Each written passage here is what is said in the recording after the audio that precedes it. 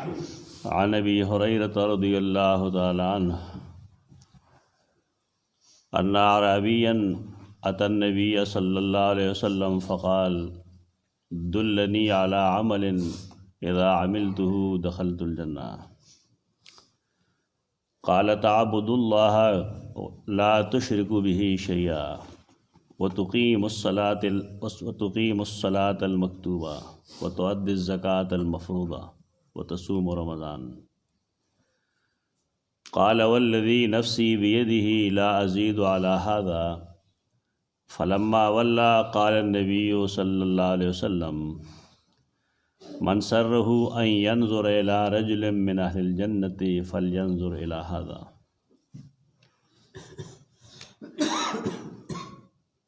آغا ایمان چې دا غي په وجه باندې انسان جنت ته ځي دا غي په باب کې دا دویم حدیث دی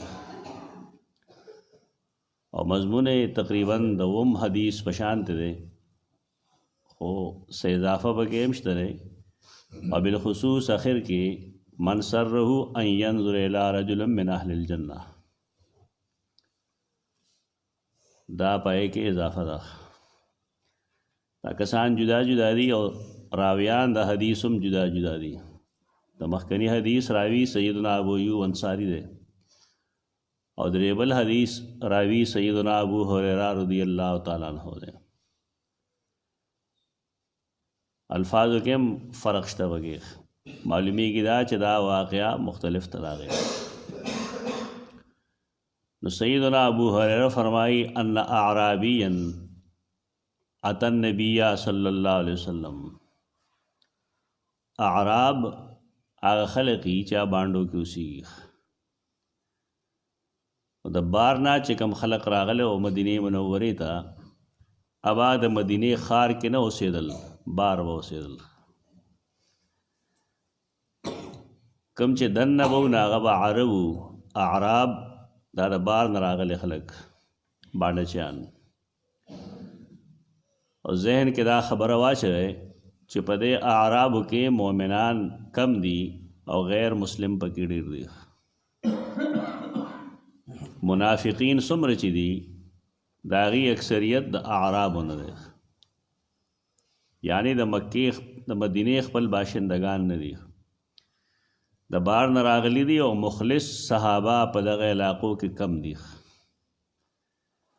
په دې خبره چې پوه شئ نو بیا په دې هم پوهېږئ چې احادیثو کې دا راځي چې کله رسول الله صلی الله علیه وسلم وفات شو نو ډېر شي اعراب مرتد شو. دا کم خلک چې د صحابو سره دشمني کوي نو هغوی دا ټول صحابو وجې مرتد شو. په دې بنیادي خبره چې نه پوهېږي سړی نو بیا داسې قسمه غلطۍ کوي. په اعرابو کې صحابه کرام کم وو مسلمانان پکې ډېر کم وو.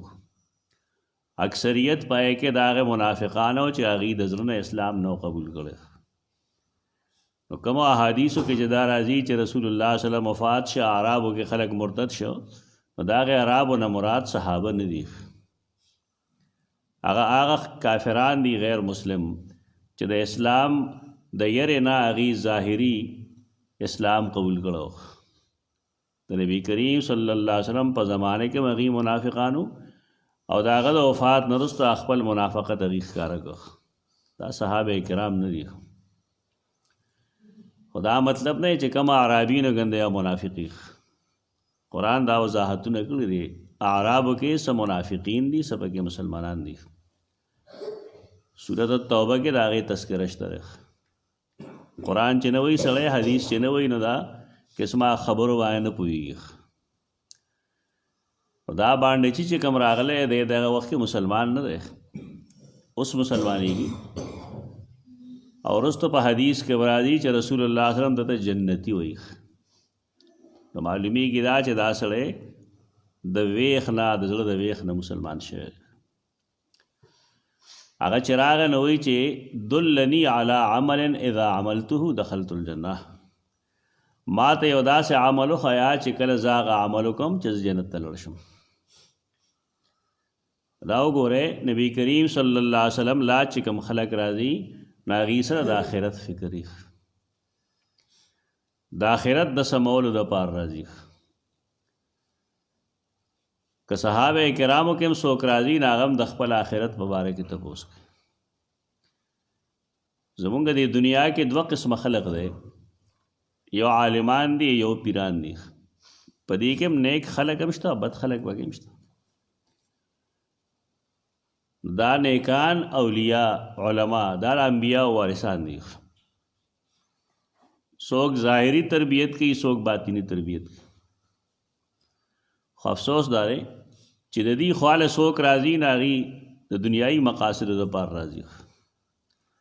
پیر لم چیزي او د هغه نه وظیفه غواړي، په هغې کې آخرت نه مقصد، د دنیا کاروبار مقصدي پکې. عالم لم چې خلک ځي نو هغه دې دپاره نه ځي چې دین ته زده کړي، بلکې دې دپاره ځي چې هغه ته دعا وکړي یا د هغه زوی له څه کار وګوري یا نور څه دنیایي کارونه پرې وکړي. دا شی بدلول پکار دی. علماء او فضلاء سره چې سړی جمع کېږي نو پکار دا دی چې د هغې نه دین زده کړي. دا اهم څیز دی. دا زموږ ټولو خلقو پرېښی دی. رسول الله صلی الله علیه وسلم له خلک دنیا دپاره نه راتلل، د دین د زده کړې دپاره به راتلل. کوم چې د پیغمبرانو وارثان دي نو پکار دا دی چې هغې هم خلقو ته دین وښیي. اوس هغه ظالمان هم دنیا ګټي. عالم دی پیر شوی دی، بس دې دپاره راځي چې تعویضونه به کوي، پیسې واخلي او خلک ول ورکوي ځي وخت. عالم چې دې کار ته کینی نو بیا خو کار خراب شو. زمونږ د معاشرې بنیادي بګاړ په دې وجه دی چې علما خپله فریضه نه ادا کوي. پکار دی دې دین خور کړي، دین وښیي خلقو ته. هغه یوازې جمعې په تقریر نه کېږي، درسونو انتظام پکار دی، د قرآن پکار دی، د حدیث پکار دی، د فقه پکار دی، د دین سمجھ بوجھ پیدا شي. صحابه کرام چې براغل هغوی به دین زده کو او دنیا دپاره به هغوی ویل موږ ته د ځنګل لار وښیه او بازار راته وښیه. ځنګل نه به یې لرګي راوړل او بازار کې به یې خرڅول. علما دا نه شي خو هغوی کار نه دی، دا ای کار د دین کار دی. که چې علماو خپل کار پرېښود نو معامله خرابه شو. عمل داسې تپوسي چې ما ته یو کار وښیه زه په هغې جنت ته لاړ شم. بس نا ورته لنډه خبره ده، تعبد الله لا تشرک به شیئا. دا الله عبادت به کوې، هېڅ شی به ورسره نه شریکې. عبادت کې به څوک شریک نه وي. نه عام انسانان ریا به نه وي، نه څوک پیر فقیر ملنګ، نه څوک بت، نه څوک نبی، نه څوک فرشته، نه څوک ملک، هېڅ څوک به نه شریک. عبادت به یوازې د الله وي. موږ پرون ویلو غیبانه اواز کول عبادت دی، دا به صرف د الله وي. سجده کول د الله خاصه ده، طواف کول د هغه د کور خصوصیت دی، نظر نیاز منښت عبادت دی، دا به الله له کولی شي. دې کې بس شی نه شریک، نه ژوندی نه مړی. او چې کله عقیده دې سمه شوه نو وتقیم الصلاة المکتوبه، بیا به اهتمام کوې د فرض مونځ. دا ګوره بار بار ذکر کېږي، د مونځ اهمیت ضروري دی. نن جمعې ورځ ده، د جمعې د ورځې اهمیت هسې هم ډېر دی، خو زمونږ خلک یې کې هم سستي کوي. جماعت کې که عالم د پوهې خبره کوي نه یې له څوک نه راځي، خو چې کله خطبې ته ودرېږي نو ټول خلک رامنډېږي. دا صحیح طریقه نه ده. جماعت ته سړی راشي 2 څلور رکعته نفل وکړي، څه ذکر اذکار وکړي، خطبه واوري، خپله علم کې اضافه وشي. د مانځه اهتمام موږ بار بار ویلي دي، هغه دا دی چې انسان اودس کړي، جامې هم پاکې ساتي، خپل لباس ځان سره ساتي، ټوپۍ خپله راوړي ځان سره، جماعت ټوپۍ نه په سر وي، رومال مومال د سر نه تاوي. د الله دربار کې په هغه لباس کې ودرېږي چې په هغې کې د ښکلی ښکاري، او بیا د امام د تابعدارۍ د هغه د اتباع کوشش کوي. دا اقامت الصلاة کوي. مونږ ووینو ډېر لوی لوی خلک راشي، چندو والا راشي، عالمان راشي چې مونځ کو نه مونږ نه مخکې سجدې له تلي، پاسیم زمونږ نه مخکې. دا پوهه کوي دا خلک چې داسې مونځ نه کېږي. یو سړی چې د امام سره سره ځي یا د امام نه مخکې ځي، د دې سړي مونځ نه دی شوی. که د 10 کاله داسې کړي او که 15 کاله کړي. دا د صحابه کرامو فتوا ده په دې باندې. انما جعل الامام لیتم به، امام دې لپاره مقرر کړی شوی دی چې د هغې اتباع وکولی شي. که یو سړی د امام نه مخکې ځي د اتباع نه ده کړی، د نه ځان لمونځ کړی او نه امام پسې کړی. دا ټول د مانځه اهتمام کې راځي. دا اقامت صلات. رکوع او سجده د هغې اعتدال ضروري دی. سر به ټیټ کړي بیا سمدستي اوچت شوي کتابه کې څه وویل. او ستان دامونه خو خپل ځای له ونه رسېدل، اعتدال خو پکې راغلی. تعدیل د ارکانو دا ضروري دی. دې ته اقامت صلات وایي. عادت نه دی چې بس ودرېږه یو څو رکعتونه وکړه ټس ټس وکړه په بهاوت. دا عبادت دی. د مانځه اهتمام کول قرآن هغې ته اقامت صلات وایي.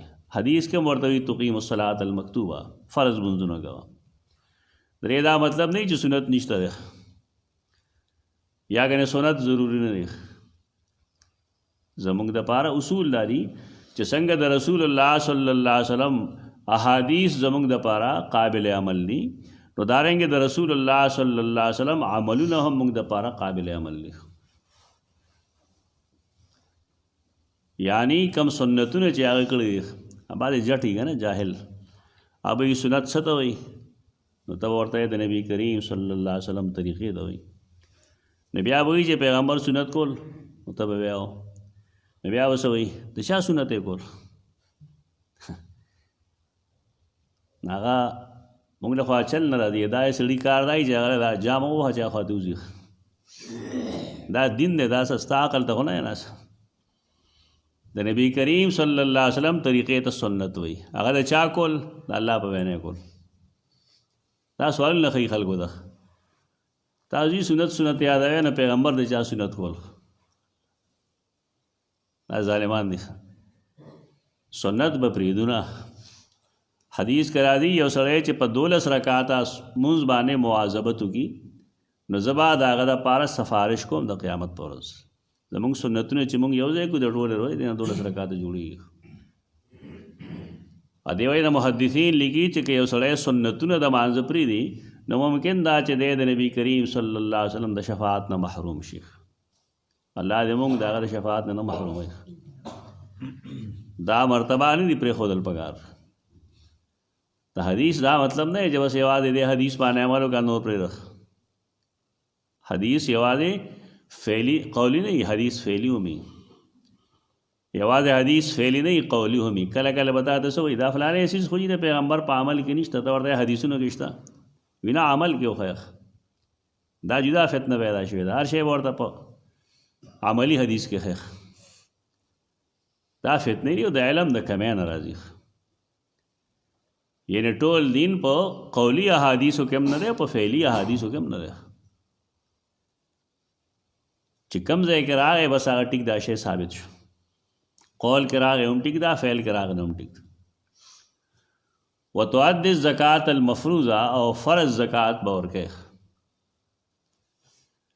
د دې ادایګي به کوي. وتصوم رمضان او د رمضان روزې به نیسي. بس دا وخت کې دینو د دې دا مطلب نه چې حج نشته ګنده. دا ټول دین په یو ځای نه دی فرض شوی. ما به زم ویلي حج 9 هجري کې فرض شوی. او چې څومره دین فرض شوی دی رسول الله صلی الله علیه وسلم هغه ښیي. حج وروسته فرض شوی. بس هغه خبره واورېده لاړ کلمې زده کړه. وی ویل والذي نفسي بیده، زما د په هغه ذات قسمي چې زما نفس د هغه په لاس کې دی، لا ازید علی هذا، زه په دې زیاتوالی نه کوم. د دې دا مطلب نه چې که نو څه دین نه روسېد نو زه به نه منم. د دې مطلب دا دی چې زه به دې کې د ځانه زیاتې نه کوم. په دین کې د ځانه زیاتي ته بدعت وایي. زه به دې کې بدعت نه پیدا کوم. فلما ولا کله چې هغه لاړ شا کړه، قال النبي صلی الله علیه وسلم، رسول الله صلی الله علیه وسلم فرمایل من سره څوک چې هغه په دې خوشحالي او دا غواړي ان ينظر الى رجل چې وګوري یو داسې سړي ته من اهل الجنت چې هغه د جنتیانو نه وي. یو سړی که جنتی ته ګوري که نه نو فلینظر الی هذا دې سړي ته دې وګوري دا جنتي دی. څه مطلب شه د حدیث؟ د حدیث مطلب دا شو چې یو سړی د الله او د هغه د رسول په دین باندې عمل کوي او د ځان نه په هغې باندې زیاتې نه کوي نو دا سړی جنتي دی. د جنتي کېدو کوشش وکړئ. دین چې څنګه راغلی دی هغه شان قبول کا. دین چې څنګه د نبی کریم صلی الله علیه وسلم عمل کې ثابت دی هغه شان ته وکړه. جنګونه مه کوه موږ سره، بل چا سره مه کوه. بس څنګه چې دین دی نو هغه شان ته وکړه ته جنتي. د الله اوامر په ځای راوړه، نواهي نه ځان وساته او په هغې شکل وکړه، په کوم شکل او کیفیت کې چې رسول الله صلی الله علیه وسلم کړي دي. د حدیث مفهوم دغه دی، مطلب دغه دی.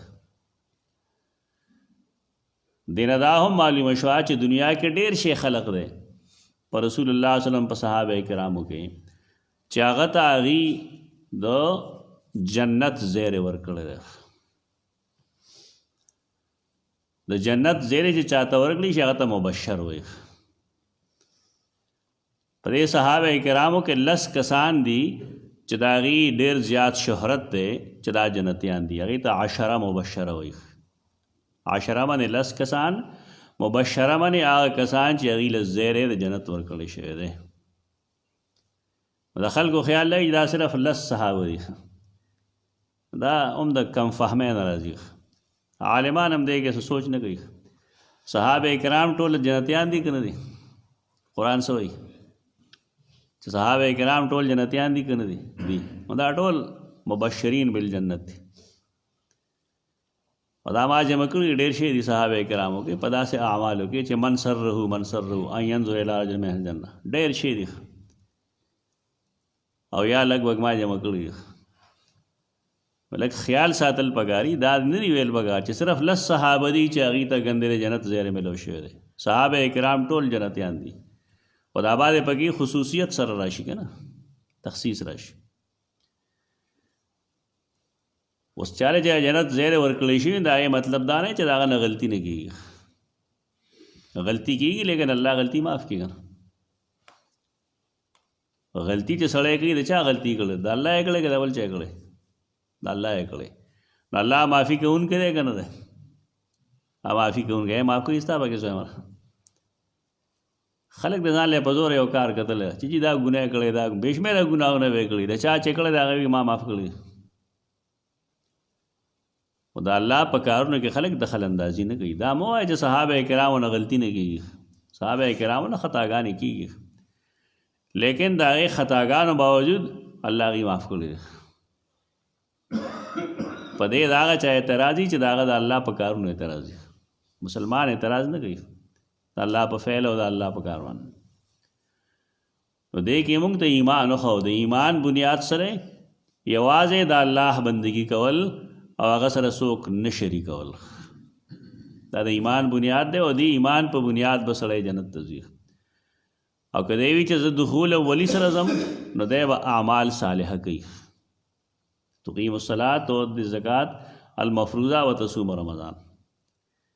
تو دې کې بل شرط مخو چې دا به هغه شانتي کوي څنګه چې د الله نبي ښودلی دي. دین کې به د ځان نه زیاتوالی نه کوي.